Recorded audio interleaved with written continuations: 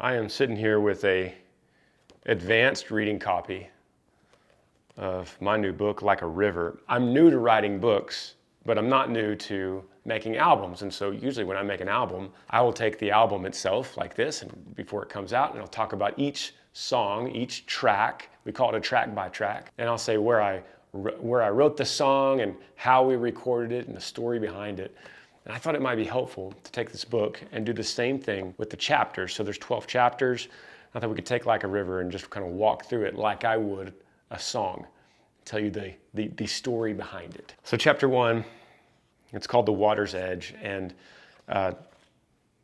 decided that this book called Like a River should start with river and should start with losing river. And as difficult as that is, I feel like it is a big hinge for the book. It is the introduction to the book, really. And so I figured that chapter 1 should just get right into it. We should just talk about the pool and talk about me finding river. And so as difficult as it is, I think when you first get this book and you open it up and the first line in the book is, "Soak in this moment because it won't last forever. It was the last thought I remember having before everything changed." So that's how we're going to start the book. And we're going to go into some detail on that day. And it was in June of 2019 when we lost Riv. This is going to say the exact circumstance, all of the details involved and who was involved with it whenever we lost him. Now this book is not linear, meaning it doesn't start with Riv and go straight down to present day. It's that storyline is going to kind of weave through all of the chapters, and you might see what I mean as I talk about it a little bit. But this was as it says right here, a loss too deep for words. And so it was hard to write this chapter. And it was the first chapter I wrote for the book. It was the first writing process I had for this entire book, and went right into it, pulled the Band-Aid off and told the story in extreme detail like I've never been able to or told anyone before. I end chapter 1 with an image that you'll just have to read it, but the way that this chapter ends is, it's still, the irony in that is still pretty overwhelming for me. One thing this book is going to do too, and part of what it does at the end of this chapter is it's going to bring my situation back to you, and it's going to take the mirror and turn it towards you. So whatever kind of loss or heartache or tragedy or difficult, struggling circumstance that you're going through, hopefully a huge purpose of this book is to be able to take my story, which is very specific to me, and take it and give it to you and say, here's what I did. How do you fit into this story with your own struggle? And if you're not struggling right now, we're all humans. You will. Chapter 2. Title of this chapter is called Our Forever Home. And that is a term that Amber and I used for the home that we were living in when we lost Riv. We thought that was our forever home. We almost bragged about that in a way that's like, well, we don't ever want to be anywhere else. We just love it here. We're going to be here forever. This is our forever home, our dream home. We are here forever. We're going to watch the kids graduate high school. We learned in that situation that we no longer have a forever home on earth. We no longer have anything that we could hang on to earthly that we say that will last forever. And that's the whole situation for us, really put that into a good perspective for us. I think a healthy perspective for us. This chapter is going to go into me needing to move, me needing to find what I call a landing pad, and our journey out of our forever home into the unknown, into a world that we had no idea what we're going into. And that includes going into therapy. That includes me beginning to do anything I can to try and heal myself. And that's a theme throughout this book, is me trying desperately to heal myself. And as I was plunging further and further, I was getting worse and worse, and everything I tried was actually making it worse. That's going to be a theme that we see, and that's a big part of this book, is my journey through loss and grief, and here's what I did, here's what didn't work, and here's what did work. That's what this book is going to tell you, hopefully. My PTSD was tremendous, and it would be hard for me to ever tell this story without mentioning the specific details of my PTSD. Chapter 2 is going to talk about that. Chapter 3, it's called The Show Must Go On. A lot of you know this chapter because you lived it with me. This is when I decided it was time to go back to work. It was time to go back on tour. This is going to be a journey that as you read this, you'll realize, a lot of you, if you're fans of me, or if you're fans or were fans of my music, you might read this chapter and go, I was there. I was at that show. I thought he was doing good. He was smiling. I thought I was proud of him for handling the loss of River so well. But then you're going to read this and go, but he wasn't. I was faking it. I was faking it. And I was performing my music on stage, and I was performing my attitude behind the scenes. And I think a lot of you bought it. I was pretending, and I got really good at it. I got really good at putting on a smile, but it was a lie. It says here on this page, the truth is, everyone is hurting from something. Even the people you think have it all together. That is so true. Chapter 4 is called When Self-Help Stops Helping. And this is a message I just want to take a megaphone and scream loudly from the rooftops, because my journey, it's one of the many things I hope you get out of this book. I hope you could hear me, that when I hit rock bottom, and as I was going down from the loss of Riv, through my grief, I want you to know through this chapter 4, that I tried everything to heal myself. I was extremely eccentric. I was eccentric before the loss, and afterward, I just doubled down on self-help. I doubled down on reading. I've got a lot of these books are behind me, but I was reading a lot of self-help. I was learning to wake up early and meditate and visualize, read devotions, and I was listening to podcasts, I was exercising, I was counting every calorie, I was measuring the servings of what I was eating on a scale. I was doing everything to try to control all of my body so that maybe my emotions and my mind could stabilize, and that I was feeding myself the right foods and getting the right sleep. I was doing all this because I was going insane and I was losing grip of reality. And so this book is going to be my journey through self-help, and how I had a very eclectic morning routine and life, and it was not helping.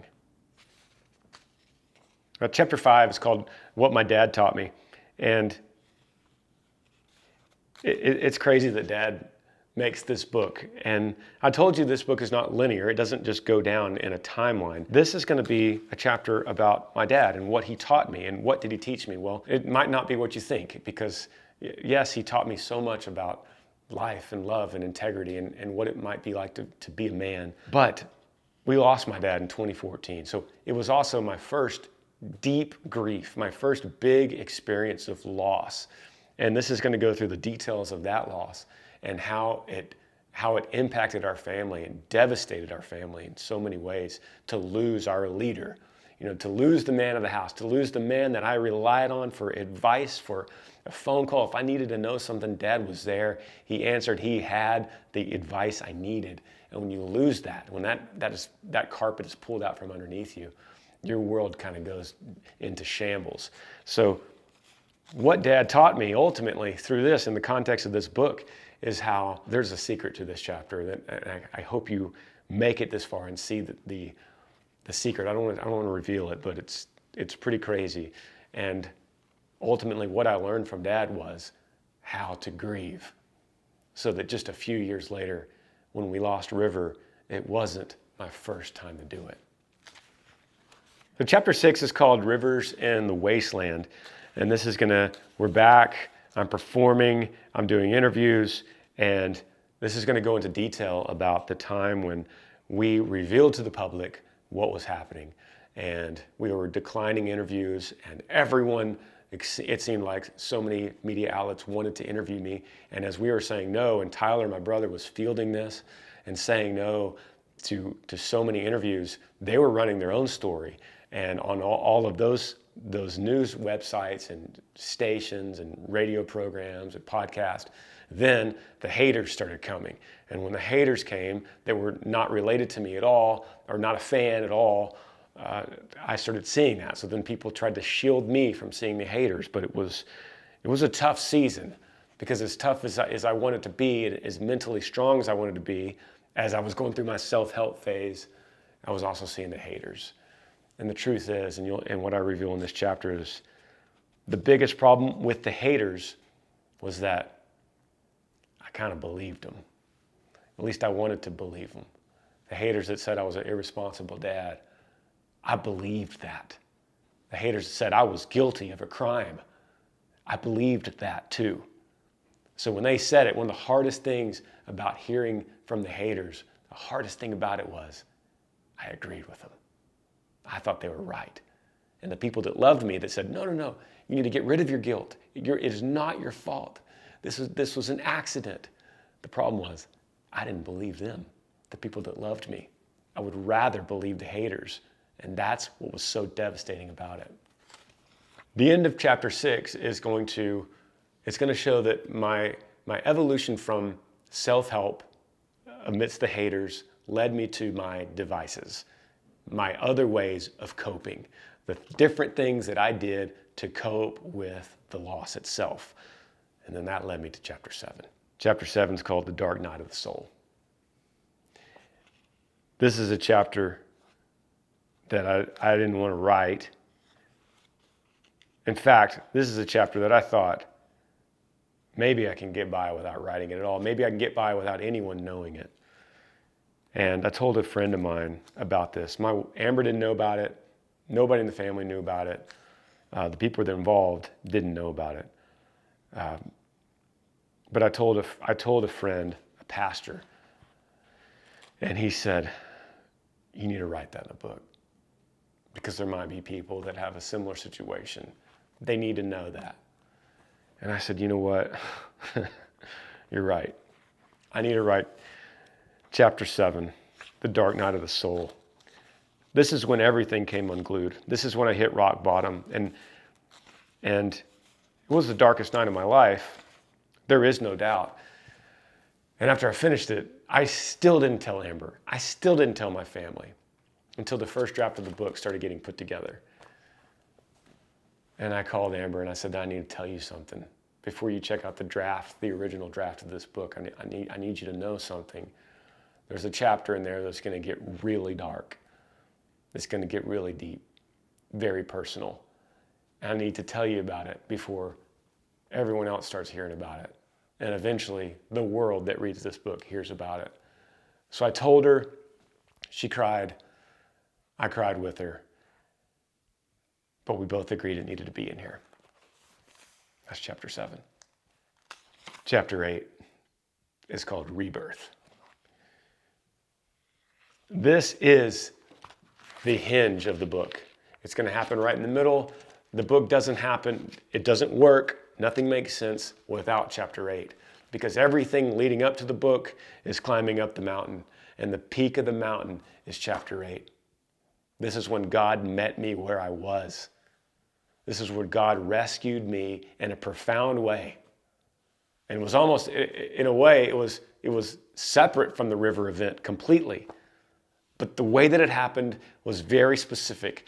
And I have laid it out. Some of you might have heard pieces of the story, but I've laid it out in full detail, exactly what happened and how it happened in chapter 8. It changed my life forever. It changed the course, the direction of my life that a lot of you know from me now happened on this date, on this specific event in chapter 8. It's called Rebirth, and it changed everything. Chapter 9 is called Peace Like a River. Peace Like a River is going to take us with the perspective of the rebirth, with the new version of me, back to the hospital with Riv. And I'm going to reveal some things that I've never talked about in public, that happened in the hospital with Riv, things that we learned, and with a better understanding, seeing it through the lens of the rebirth, everything was happening. All of a sudden, my pain had a purpose. There was a meaning. It was not wasted. It wasn't meaningless.